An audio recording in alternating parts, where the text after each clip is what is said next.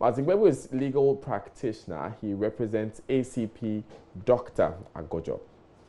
Let's move on that issue. And former President John Dramani Mahama is demanding the immediate withdrawal of the controversial Public Universities Bill, insisting its introduction will stifle academic freedom.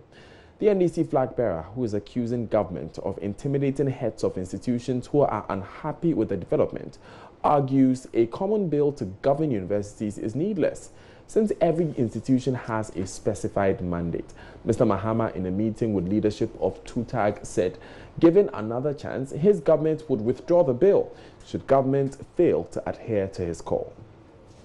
Like academic freedom is being trampled on and taken away under this government. All of you in the educational sector are afraid to speak because you're afraid you'll be sacked. And so you see a lot of things going wrong. People have been gagged. Headmasters complain quietly to us.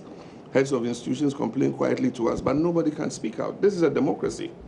And I think it's a very unfortunate development.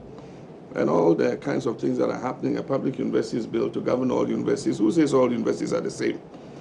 Universities have different missions, and they specialize differently, and they are put up for different purposes.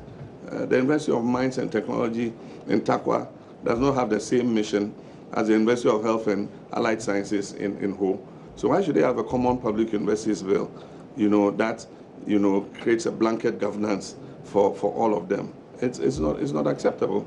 And so we advise the government to drop that bill. And if they don't drop that bill, certainly we will drop it if we ever, by the grace of God, come into office.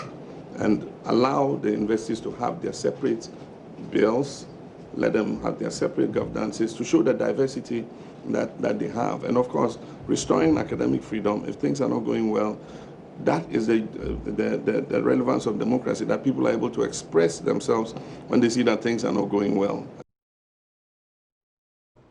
The former president also asked governments to stop what he refers to as downgrading lectures from the technical universities, or lecturers from the technical universities. He said government failed to stick to the blueprint which triggered the conversion of polytechnics into technical universities. He promised his government will fast-track the conversion of the Bolgatanga and Wa polytechnics into technical universities. Here's former Deputy Education Minister Samuel Okudzeto Ablakwa speaking for the former president. A detailed roadmap for the full and total conversion of our polytechnics to technical universities, and that the current teaching challenges will have been addressed if the current government had stayed on the page that the NDC under President John Dramani Mahama had been on. We have also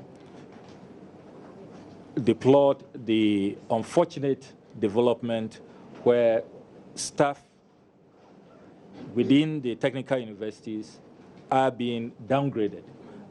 Clearly, this practice is not consistent with best practice within human resource management frameworks, and that we call on the current government to stop the practice of downgrading staff and lecturers of the technical universities.